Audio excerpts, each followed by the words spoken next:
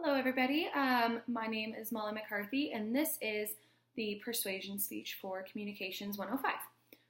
All right, so activist Emma Goldman once said, if voting changed everything, they would make it illegal.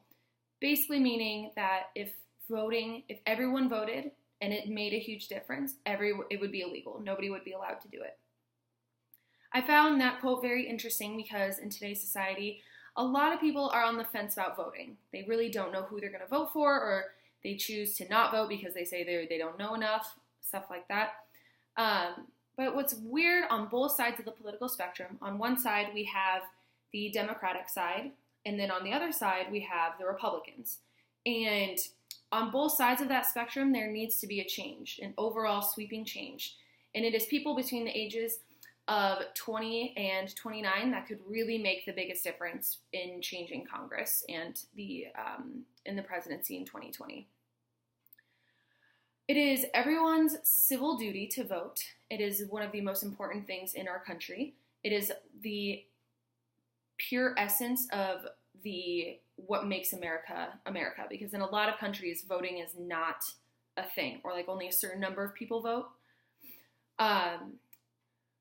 If people do not exercise that right to vote in the upcoming election, then they are giving up that right that hundreds of thousands of people all across the world have fought for and died for, and they would be taking advantage of a system that is there for their production.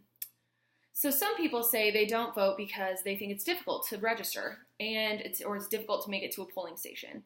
When in actuality, that's not true. Anyone can show up at their polling station on the day of. All you have to do is put in your address. You look it up on iowa.gov, and then you just have to bring two forms of an ID or an ID and a piece of mail. I know this from experience because last year during a small local election, I showed up and I hadn't changed my address, but I was like, this is where I live. This is a proof of mail that I got at home, and they allowed me to vote. It was very confusing for some people, but it worked.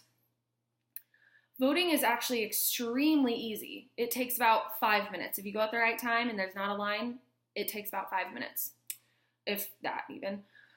Voting stations in Iowa are open from around 7 a.m. to 9 p.m., meaning that somebody can go at any time of day. So I know I have teacher friends that chose to go right at 7 in the morning, right before school, and they were able to do it within 2 minutes.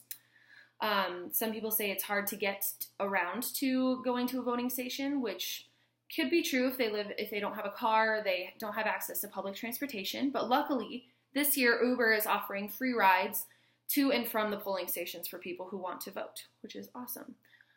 And there's also an option that you don't actually have to physically go in somewhere to go and talk. You can do what's called an absentee ballot, and you just have to go online and you request an absentee ballot, and they send it to you, and you fill it out and you mail it in. You don't even have to show up on the day of.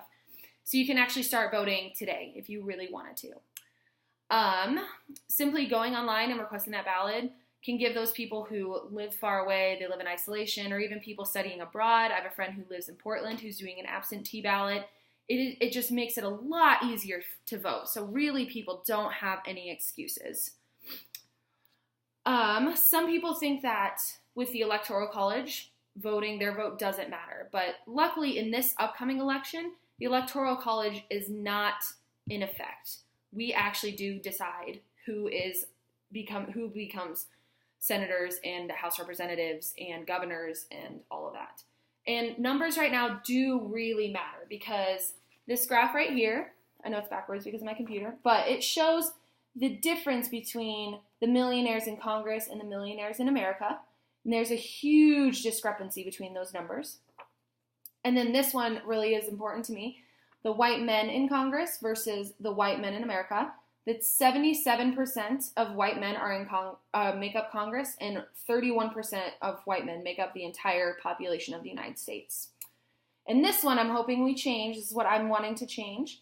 This is women in Congress. It's only 20% of all Congress is made up of women. And then women in America, we make up more than half of the population. So I just found that very interesting. And also here is going back to the age difference. 67% of people over 55 in Congress versus people who are over 55 in America.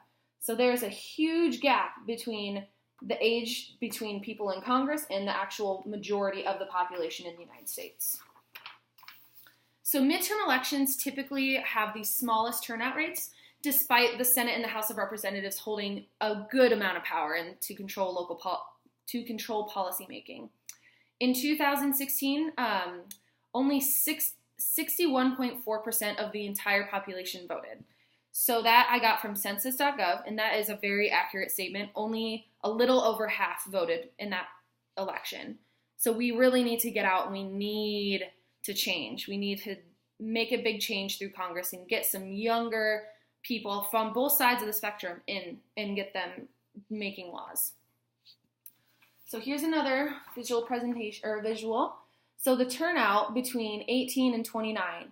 So in 2008, it was only 52%. In 2012, 49%. And in 2016, it was only 50% of all people between ages 18 and 29 showed up to vote. So it's really important that we get in there and because we make up a majority of the population now, and make some changes in government. Every vote counts during these elections, and everyone needs to get out and go and do their civic duty and go vote. The voting day is November 6th, in case you didn't know, because it is important because it is what makes us American. This election is showing how much is at stake in our country, and we must show up and we must vote, whether it's absentee ballots or, showing up the day of. Just go and vote. It's not that hard. And no excuses are allowed when you can't vote. So yeah, I hope everybody goes out and votes this fall for whatever party. Let's just get some changes going in government. Thanks.